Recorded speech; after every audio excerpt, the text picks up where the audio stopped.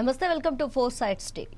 నేడు తెలంగాణ వ్యాప్తంగా గులాబీ శ్రేణులు కదం తొక్కుతున్నారు. పార్టీ ఆవిర్భవించి 25 వసంతాలు పూర్తి చేసుకుని 26వ ఏట అడుగుపెట్టింది. గతేడాది ఘనంగా రజతోత్సవ వేడుకలు జరుపుకున్న పార్టీ శ్రేణులు ఆవిర్భావ దినోత్సవ సంబరాలను వాడవాడలా ఘనంగా నిర్వహించేందుకు ఏర్పాట్లు చేసుకున్నారు. పార్టీ వర్కింగ్ ప్రెసిడెంట్ కేటీఆర్ పిలుపు మేరకు ఉమ్మడి జిల్లా అంతటా గ్రామంలో గులాబీ జెండాలు ఎగురవేసేందుకు పార్టీ నేతలు ఏర్పాట్లలో నిమగ్నమయ్యారు.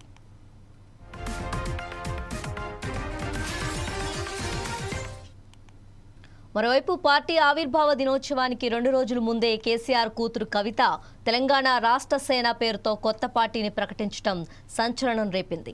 అంతేకాదు తెలంగాణ రాష్ట్ర సేన షార్ట్ కట్ లో టీఆర్ఎస్ వచ్చేలా కవిత పెద్ద స్కెచ్చే గీసినట్టు తెలుస్తోంది. అంతేకాదు కాంగ్రెస్ బీజేపీ పార్టీలను ఒప్పించి తెలంగాణ రాష్ట్ర కలను సాకారమయ్యేలా చేసిన తన తండ్రి కేసీఆర్ ను విమర్శించడాన్ని మెజార్టీ ప్రజలు హర్షించటం లేదు. పైగా పాంచజన్యం అంటూ ఎన్నికల హామీని గుప్పించింది. ఈ నేపథ్యంలో పార్టీ ఆవిర్భావ దినోత్సవంలో కేసీఆర్ కూతురు పార్టీపై ఎలాంటి వ్యాఖ్యలు చేస్తారనేది ఆసక్తికరంగా మారింది. రీసెంట్ గా కేటీఆర్ కూడా టీఆర్ఎస్ ను బీఆర్ఎస్ గా మార్చడం మేము చేసిన పెద్ద తప్పు, త్వరలో పార్టీ పేరును తిరిగి టీఆర్ఎస్ గా మారుస్తామని చెప్పారు. ఇంతలోనే కవిత టీఆర్ఎస్ అంటూ తెలంగాణ రాష్ట్ర సేన అంటూ తన కొత్త పేరు ప్రకటించి బీఆర్ఎస్ కు కోలుకోలేని షాక్ ఇచ్చింది. ఈ నేపథ్యంలో కేసీఆర్ ఆధ్వర్యంలో జరిగే కార్యవర్గ సమావేశంపై సర్వత్రా ఉత్కంఠ నెలకొంది.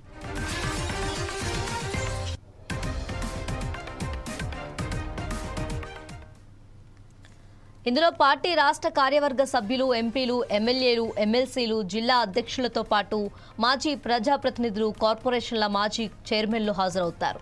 రాష్ట్రంలో నెలకొన్న పరిస్థితులు, కాంగ్రెస్ ప్రభుత్వ పాలన, ప్రజా సమస్యలతో పాటు పార్టీ కార్యవర్గ విస్తరణపై శ్రేణులకు కేసీఆర్ దిశానిర్దేశం చేయనున్నారు. కాగా ఎండ తీవ్రతను దృష్టిలో ఉంచుకొని కేసీఆర్ ఆదేశాల మేరకు ఈసారి ప్లీనరీని కేవలం రాష్ట్ర కార్యవర్గ సమావేశానికే పరిమితం చేశారు.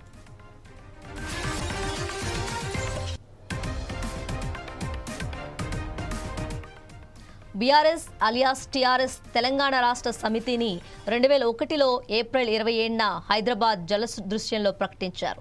అప్పుడు టీడీపీ ప్రభుత్వంలో డిప్యూటీ స్పీకర్ పదవికి రాజీనామా చేసి తెలంగాణ కోసం కొత్త పార్టీ పెట్టారు. అంతేకాదు తన రాజకీయ ప్రస్థానంలో ఉమ్మడి ఆంధ్రప్రదేశ్ ముఖ్యమంత్రులుగా పనిచేసి వైఎస్ఆర్ చంద్రబాబుల నుంచి ఎన్నో సవాళ్లు ఎదురైనా ఎదురొడ్డి నిలబడ్డాడు. 2014లో తెలంగాణ ప్రత్యేక రాష్ట్ర కళను సాకారం చేయడంతో పాటు తెలంగాణకు తొలి ముఖ్యమంత్రిగా కేసీఆర్ అయ్యారు.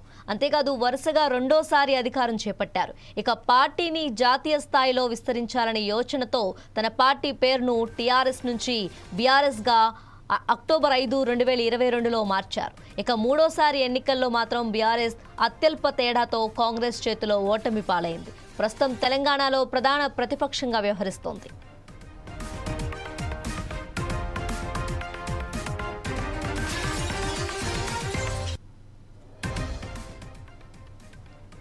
నేడు తెలంగాణ వ్యాప్తంగా గులాబీ శ్రేణులు కదం తొక్కుతున్నారు.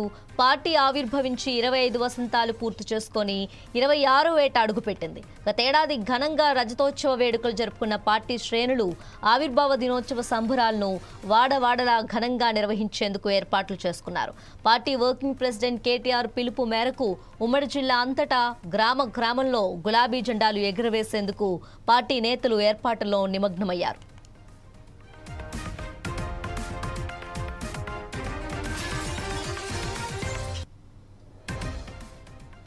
మరోవైపు పార్టీ ఆవిర్భావ దినోత్సవానికి 2 రోజుల ముందే కేసీఆర్ కూతురు కవిత తెలంగాణ రాష్ట్ర సేన పేరుతో కొత్త పార్టీని ప్రకటించడం సంచలనం రేపింది.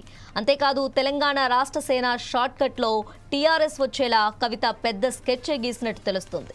అంతేకాదు కాంగ్రెస్ బీజేపీ పార్టీలను ఒప్పించి తెలంగాణ రాష్ట్ర కళను సాకారమయ్యేలా చేసిన తన తండ్రి కేసీఆర్ను విమర్శించడాన్ని మెజారిటీ ప్రజలు హర్షించడం లేదు. పైగా పాంచజన్య అంటూ ఎన్నికల హామీని గుప్పించింది. ఈ నేపథ్యంలో పార్టీ ఆవిర్భావ దినోత్సవంలో కేసీఆర్ కూతురు పార్టీపై ఎలాంటి వ్యాఖ్యలు చేస్తారనేది ఆసక్తికరంగా మారింది. రీసెంట్ గా కేటీఆర్ కూడా టీఆర్ఎస్ ను బీఆర్ఎస్ గా మార్చడం మేము చేసిన పెద్ద తప్పు, త్వరలో పార్టీ పేరును తిరిగి టీఆర్ఎస్ గా మారుస్తామని చెప్పారు. ఇంతలోనే కవిత బీఆర్ఎస్ అంటూ ఇంతలోనే కవిత టీఆర్ఎస్ అంటూ తెలంగాణ రాష్ట్ర సేన అంటూ తన కొత్త పేరు ప్రకటించి బీఆర్ఎస్కు కోలుకోలేని షాక్ ఇచ్చింది. ఈ నేపథ్యంలో కేసీఆర్ ఆధ్వర్యంలో జరిగే కార్యవర్గ సమావేశంపై సర్వత్రా ఉత్కంఠ నెలకొంది.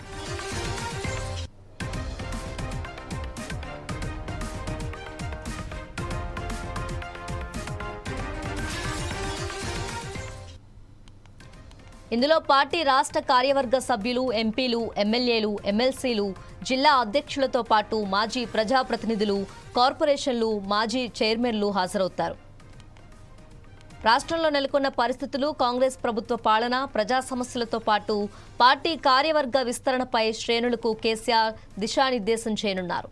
కాగా ఎండ తీవ్రతను దృష్టిలో ఉంచుకొని కేసీఆర్ ఆదేశాల మేరకు ఈసారి ప్లీనరీని కేవలం రాష్ట్ర కార్యవర్గ సమావేశానికే పరిమితం చేశారు.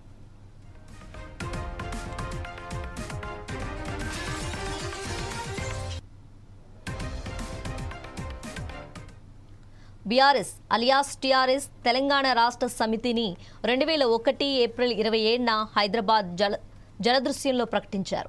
అప్పుడు టీడీపీ ప్రభుత్వంలో డిప్యూటీ స్పీకర్ పదవికి రాజీనామా చేసి తెలంగాణ కోసం కొత్త పార్టీ పెట్టారు.